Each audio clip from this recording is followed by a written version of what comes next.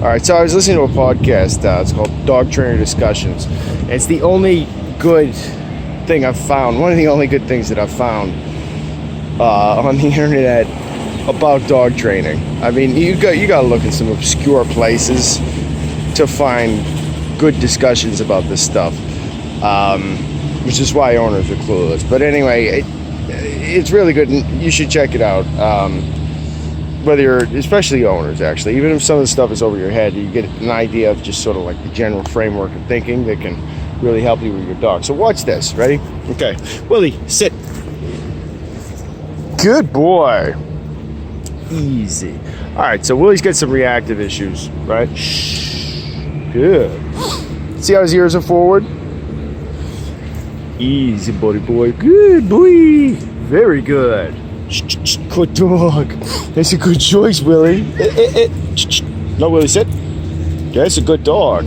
All right, so like, instead of just popping, because I will, when they fixate, I'll correct as well, but I do this a lot. I'll see how his brow's forward, his ears are forward, it's all crinkled up here. No, sit, buddy.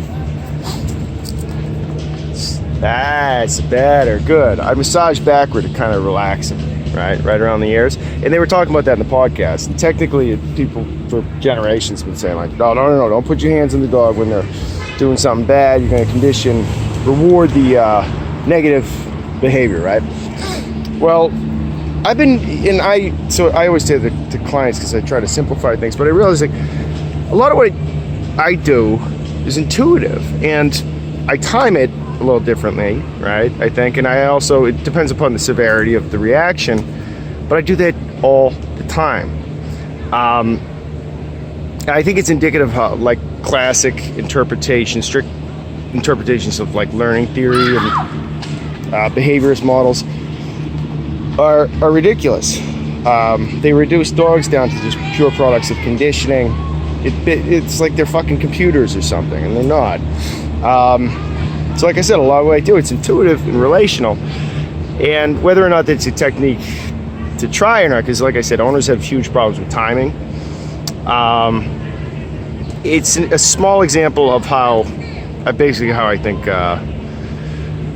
traditional approaches to dog training basically largely bullshit. You know, the old truisms they're sort of like general rules, but they're like lines that are there to be forgotten a lot of the time, not all the time. So look, anyway, check that podcast out though, especially dog trainers. I forget the name of the guys who do it. I just got into it, but it's cool. It's kind of, you know, it's like wonky, it's geeky, but some of it, like the interview they did with Ivan Balabanov, who's I'm a huge fan of, was phenomenal, and they're like funny guys. They're engaging. So all right, that's it. Willie P.